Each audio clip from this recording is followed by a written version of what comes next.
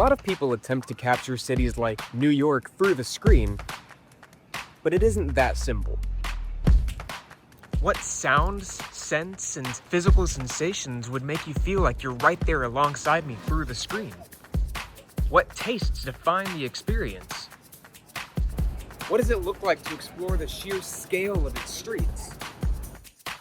To really capture the New York experience, you have to use all 5 of your senses. Today, that's what I'm on a mission to bring to you. I'm Michael. This is A Sense of Travel. Let's experience the city.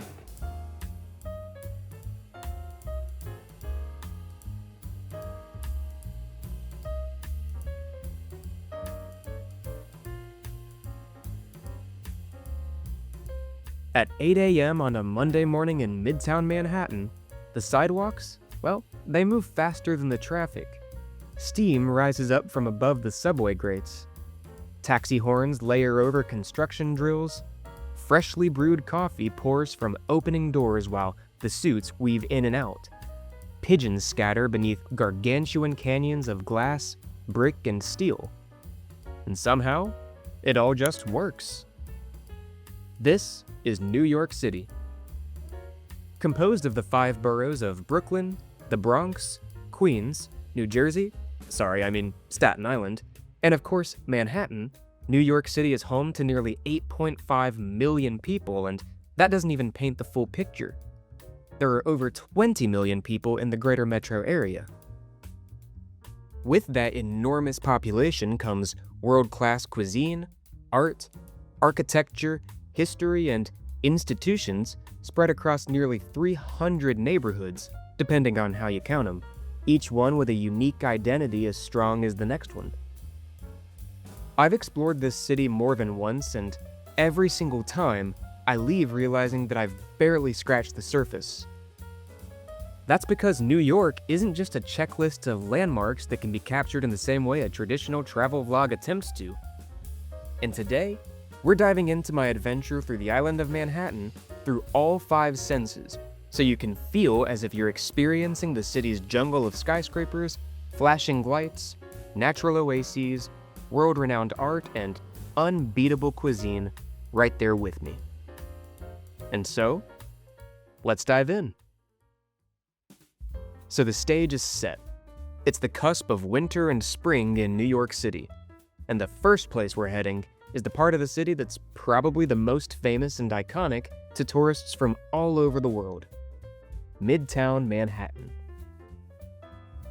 Midtown is chock full of beautiful, iconic structures that have been seen on the screen and on the page by billions of people in the last century and beyond.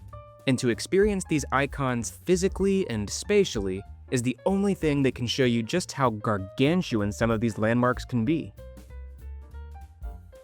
As you imagine yourself stepping into these towering, narrow urban canyons, endearingly and not so endearingly referred to as the concrete jungle, you'll find a streetscape that's tightly packed with cars, yellow cabs, flocks of pigeons, and thousands of pedestrians. The chilly air smells of musk, damp concrete, roasting nuts from the street-side stands, hundreds of colognes and perfumes, hot dog stands, and brackish river water, all wafting through the brick, glass, concrete, and steel corridors rising dozens of stories above. So as you kind of place yourself imaginatively into a weekday morning here in Midtown Manhattan, well, it's pretty loud and chaotic. Right now I happen to be on a pretty calm block, but for the most part the soundscape is just completely packed in with the sounds of honking, like so much honking. Tires on asphalt, tons of construction noise. You actually hear the subway kind of running beneath the ground, and you can actually kind of feel the vibrations literally on your feet as you walk. You got seagulls crying out in the distance. It's chaotic. Of course, I don't want to oversimplify the soundtrack of Manhattan. Throughout the day, the soundscape is filled with pigeons cooing en masse, lots and lots of sirens, street music, and the non-stop chaos of bustling crowds. And on the subject of crowds, native New Yorkers stay as far away as they can from Times Square, unless they're out for a show, and I won't lie to you, it is tourist trap central. At the same time though, at least a quick squeeze through Times Square is a definitive piece of the New York City experience. In many ways, it embodies America's brand itself. Flashing lights and marquees, commercialism on full display, and skyscrapers towering above you, creating perhaps one of the country's most stimulating atmospheres. Except Las Vegas, maybe. Now, to place yourself into this iconic plaza imaginatively, imagine dozens upon dozens of massive, glowing LED screens flashing colorful ads above you and the rest of the thousands of tourists, workers, and very, very occasionally residents, while street music, club tunes, thousands of voices, honks, and construction sounds fill your ears. As kitschy and flashy as it is, Times Square, at least in its present-day form, is a 21st century marvel. But Midtown Manhattan has been iconic for far longer than those glitzy LED screens and big-box storefronts. Once the tallest building in the world, the Empire State Building is no longer the first, second, or even the third tallest structure in New York City, but its imposing splendor remains. This Art Deco staple of New York City towers over Midtown just as it did when top hats, swing music, and newsboy caps were taking the streets by storm. The building itself hasn't really changed much since its completion in the 1930s, but the views over all of New York City definitely have. So if you've watched my vlog long enough, you know that I always like to find the tallest point in any city that I visit, and I usually do it to freak my mom out because she is terrified of ledges. But this time, she's coming with me. From above, New York City is nearly incomprehensible. The city is an incredibly dense patchwork quilt, with each high-rise, building, and park appearing like an individual thread. Those threads comprise a sea of brown, gray, and beige, pierced by the occasional golden dome, stone church spire, or iconic skyscraper. The outline of the island of Manhattan, blanketed in a misty fog on this early spring's day, is wrapped by the murky East and Hudson rivers, narrowly lined by the clustered skylines of downtown Brooklyn and New Jersey cities like Jersey City and Union City. It's truly the most classic visual example of a big city I can even imagine. Just around the corner is one of my favorite Art Deco skyscrapers in the world, the Chrysler Building. Nestled in the clustered blocks between the two, Grand Central Station, famed for its Beaux Arts terminal, is one of the most visited tourist destinations in the world and among the busiest train stations in North America. Grand Central is cavernous in the marble-cladded main hall, complete with a deep, green-vaulted ceiling dotted with golden constellations. Echoing and yet surprisingly quiet, it doesn't feel as busy as Penn Station across the island, but still has the elegant and highbrow sophistication of the New York City of the early 20th century.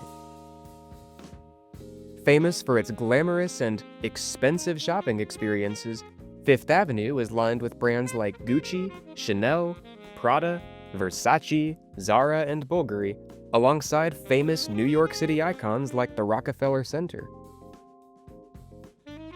Built in the 19th century and yet surrounded by modern, glimmering high-rises and skyscrapers along Fifth Avenue, St. Patrick's Cathedral is the largest Gothic Revival Catholic cathedral in North America.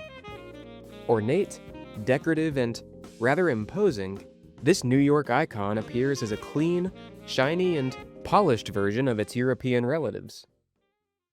Inside the towering, beige stone nave are clean, fan-vaulted ceilings, polished wooden pews, organs, and confession boxes, with glowing candles at the foot of the altars dedicated to the many Catholic saints surrounding the hall.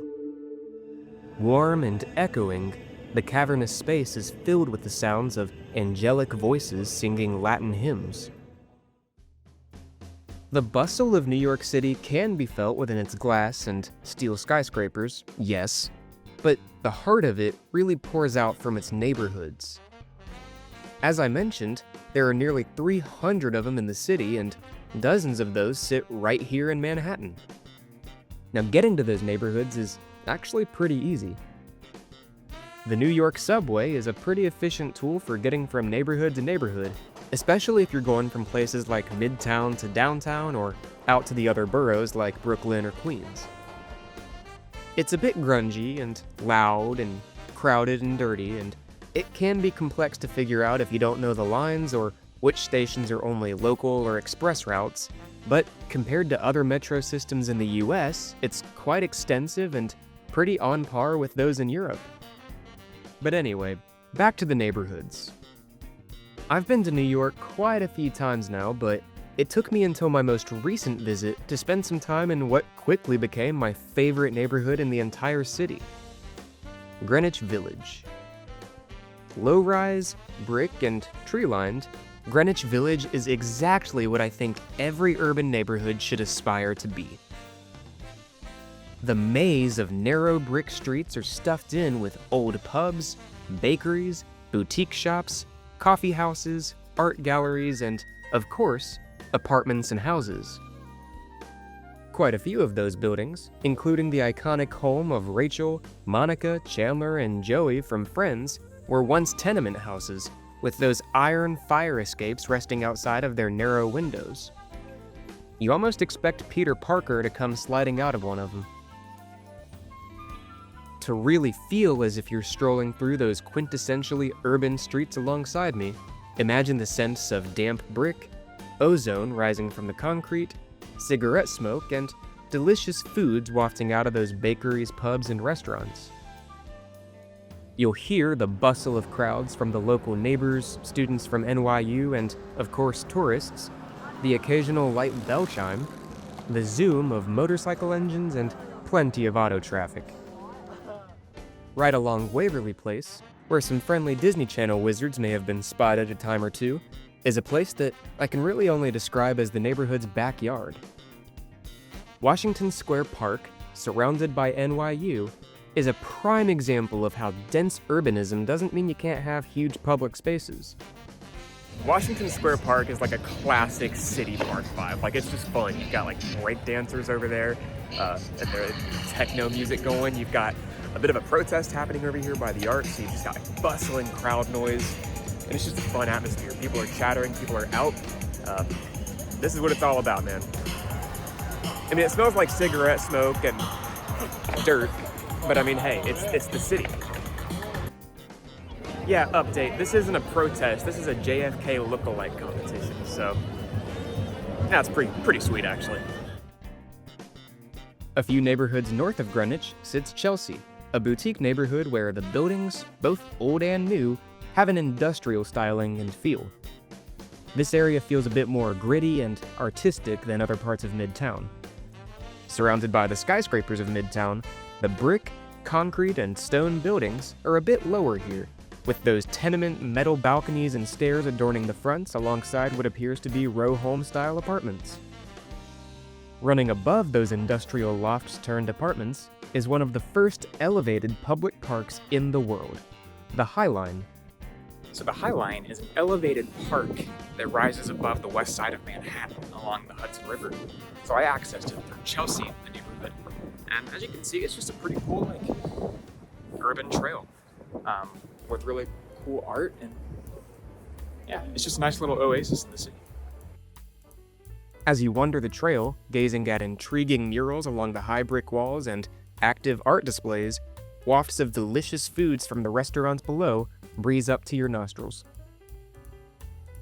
The Flatiron district, just south of Broadway and Times Square, is a dense, colorful, and bustling neighborhood with interesting markets, delicious foods, and fascinating shops.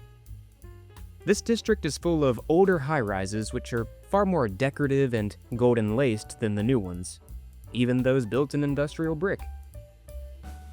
Near the famously narrow and incredibly tall Flatiron building, characteristically under scaffolding at this point, is one of my favorite shops in New York City, the Harry Potter store. If you grew up obsessed with Harry Potter like me, then the Harry Potter shop in the Flatiron district will fill you to the brim with childhood nostalgia and joy. In addition to being a great escape from the Muggle world into one of fantasy and a little bit of magic, the shop has fresh, hot butterbeer on tap, just as sweet and thick as in the Three Broomsticks itself. With its large Eastern Asian migrant population, New York has one of the most bustling Chinatowns I've ever seen. The hundreds of shops, markets, and restaurants lining the dense mid-rise blocks of brick tenement homes shows just how strong the community actively is. In this massive neighborhood, the sounds of spoken Mandarin Chinese and the scents of seafood markets, musty concrete, and rich herbs fill the air. Our next stop is just north of Chinatown. Glittering, densely packed in street-side eateries, adorned in metallic tenement staircases, and proudly flying the green, white, and red tricolor, is New York's Little Italy. By evening, the neighborhood is basked in a warm, glowing light from the rustic restaurants and covered street-side patios, with wafts of pasta, seafood, and cannoli drifting through the brick building-lined canyons. There is no shortage of fantastic Italian food in this neighborhood, or anywhere else in New York City for that matter, but we'll touch on that in a bit. If Midtown Manhattan is motion, then downtown is weight. Here in the financial district, the energy feels like it completely shifts. There's a tough, gritty, and businessy feel to this area, with steel and glass skyscrapers at every turn, handsome stone and brick high-rises from the early 20th century, dark stone steeples, aged bronze building caps, and the chilly and almost cold sense of the finance sector's heartbeat. Beautiful in its own right, the dark, bustling urban canyons are lined with institutions like the New York Stock Exchange, exemplifying New York's status as the world's financial capital. Much of New York's older architecture, specifically here in downtown or just lower Manhattan in general, resembles the classic imperial elegance of stone with golden accents that are seen in cities like London and Madrid. It's also pretty clear where the influence of Gotham City came from. An exception to those typical financial vibes found in lower Manhattan sits in the complex surrounding the World Trade Center. A somber and foreboding sense still fills the air at the 9/11 Memorial and Museum situated on the base of the former Twin Towers. Black, square waterfall fountains, inscribed by the names of those who lost their lives that day, sit where the towers once stood. Beneath the craterous fountains sits a chilling museum that walks through the tragic events of September 11, 2001. One World Trade Center, the tallest skyscraper in North America at a symbolic 1,776 feet tall, towers above the complex with a spirit of perseverance, strength, and rejuvenation. The gleaming glass skyscraper curves almost like a helix, piercing the blue, crisp, cloud-dotted spring sky. Another exception to lower Manhattan's wealthy and business-doused grit is the lookout point for one of America's most well-recognized icons, the Statue of Liberty. Unfortunately, unless you plan to pay for the ferry out to Ellis Island, you can't get very close to the statue while you're in Manhattan. From the tree-lined Battery Park, though, you can still see the silhouette of Lady Liberty on the horizon across New York Harbor, which wafts up scents of chilly brackish water and roasting nuts from street-side stands through the seagull cry-infused air. There's no denying that the term concrete jungle is a pretty accurate description of Manhattan, but that doesn't mean that there aren't still some oases within the absolute chaos of the city. The one I'm talking about is probably the most famous in the world, if I had to guess. So of course Central Park is one of the world's most visited urban parks, but more definitively, it's the urban park that appears the most on screen. Picturesque, sprawling, and quintessentially urban, Central Park is absolutely gigantic. I'm talking 2.5 miles long and a half-mile wide.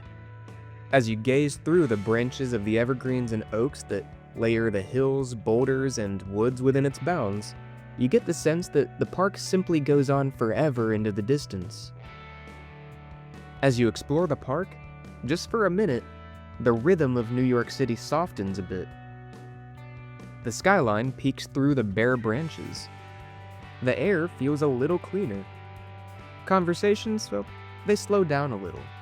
Just to give a sense of scale of how big this park is, I mean, there are ponds, there are kickball fields, there are trails, there's a zoo, there are horse-drawn carriages, the whole 9 yards. It's a really cool place. Depending on what part of the park you're in, you can kind of forget that you're in one of the world's largest cities. So that's pretty cool. Unless, of course, you turn to the right angle. And then you know exactly where you're at. To place yourself into my early springtime stroll through the classic street lamp-lined trails, imagine the sensations of crisp, chilly air filled with the sense of damp earth and musk of the park's trees, alongside the sounds of doo-wop music from the ice skating rink, drums from street musicians off in the distance, horses and carriages trotting, dogs barking, horns honking from afar, and the dinging bells of bikers on the trails.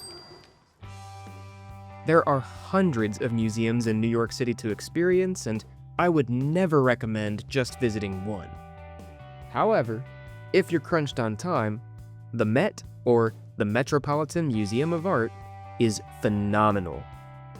Tucked along Central Park's east side, right off of Fifth Avenue, the Met is an unbelievably gigantic museum of art, artifacts, and relics from all of history, from places like the Byzantine Empire, medieval Europe, Arabia, Eastern Asia, ancient Egypt, and the Italian Renaissance, alongside more niche objects like samurai weapons from Japan, medieval armor, antique musical instruments, and so much more. A single afternoon is certainly not enough time to soak in the splendor of this classically designed, bustling, and rather warm and stuffy museum, but it's a start. New York City is one of the most cosmopolitan cities in the world, and as such, has a diverse blend of amazing cuisines from immigrant populations across the planet. Truly, if you can imagine it, New York probably has a restaurant for it. But in addition to the plethora of international cuisines, the city also has a few of its own street classics up its sleeve. Here are the ones that I found really capture the city's culinary spirit. New York-style pizza. While I'm partial to the Chicago deep dish style, you really can't go wrong with a classic, thin, jumbo slice of New York pizza. Joe's Pizza in Greenwich Village is an institution and one of the most famous places for a slice. As big as the paper plate, thin, cheesy, greasy, and slightly charred, I tried a classic cheese and a fresh mozzarella slice, both hitting the spot perfectly. Pastrami on rye. There's plenty of highbrow dining to be found in what many rankings call the wealthiest city in the world, but I think it's the classic delis that really define the experience. I've always heard that a pastrami sandwich on rye bread is about as classically New York as you can get. Salty, almost smoky, and moist thanks to plenty of mustard, this deli classic can be found literally anywhere throughout the city. If there's a sandwich deli, you'll find one. New York bagels. There's literally something in the water when it comes to making bagels here in New York. New York Jumbo Bagels is a long-standing institution in Manhattan and is a relatively cheap in-and-out spot. My pumpernickel bagel with cream cheese was fluffy and yet thick and firm, and perfectly salty, with thick globs of rich cream cheese to top it off.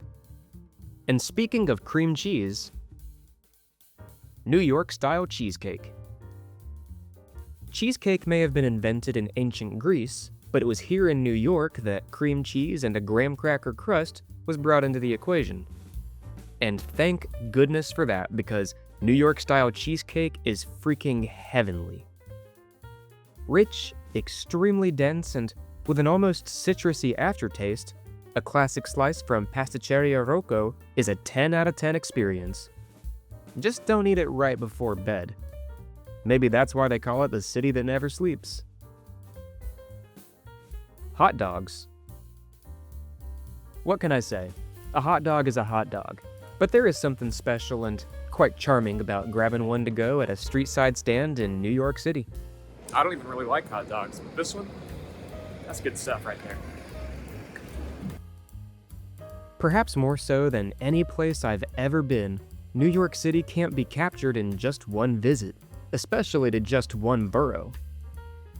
The sights, sounds, tastes, feels, and smells that I captured in the world's second greatest city, sorry, I still love London the most, only scratch the surface of all there is to experience here. Truly, you could spend a lifetime in Manhattan alone and never see it all. My hope is that by diving in with me as I recounted the experiential elements of my New York adventure, you were able to place yourself imaginatively into this gritty, bustling, concrete jungle of endless possibilities in a way that makes you feel as if you've walked along the towering, energizing urban canyons alongside me. As always, thanks so much for watching.